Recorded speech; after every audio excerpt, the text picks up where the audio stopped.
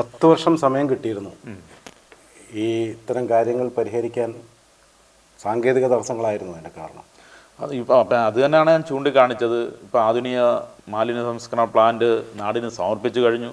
അതുപോലെ തന്നെയാണ് മറ്റൊരു കാര്യം, ഗവൺമെൻറ് ITIക്ക് സ്ഥലമെടുപ്പുമായി ബന്ധപ്പെട്ടുകൊണ്ട് അത് നടപ്പാക്കാൻ കഴിഞ്ഞിരുന്നില്ല. എന്നാൽ ഇപ്പം ഗവൺമെൻറ് ITIയുടെ സ്ഥലമെടുപ്പുമായി ബന്ധപ്പെട്ട എല്ലാ തടസ്സങ്ങളും നീങ്ങി അത് വഴിയടക്കമുള്ള സ്ഥലത്തിന് ധാരണയാകുകയും അത് ഏറ്റെടുക്കുന്നതിനുള്ള മുഴുവൻ നടപടിക്രമങ്ങളും പൂർത്തീകരിച്ച് അത്തരത്തിലുള്ള സ്ഥലമെടുപ്പുമായി ബന്ധപ്പെട്ട കാര്യങ്ങളെല്ലാം തന്നെ പിന്നെ തടസ്സങ്ങളെല്ലാം തീർത്തുകൊണ്ട് നടപ്പാക്കുന്ന ഘട്ടത്തിലേക്ക് എത്തിക്കാൻ കഴിഞ്ഞിട്ടുണ്ട്.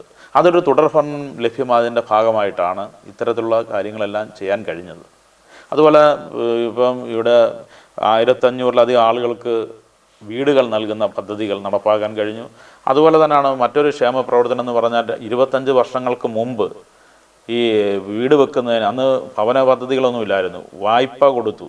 ആ വായ്പ കൊടുത്തതുമായി ബന്ധപ്പെട്ട 600-ലധികം ഗുണഭോക്താക്കൾ ഈ അന്ന് 32 വാർഡുകളേ ഉള്ളായിരുന്നു, 32 വാർഡുകളുമായിട്ടുണ്ടായിരുന്നു.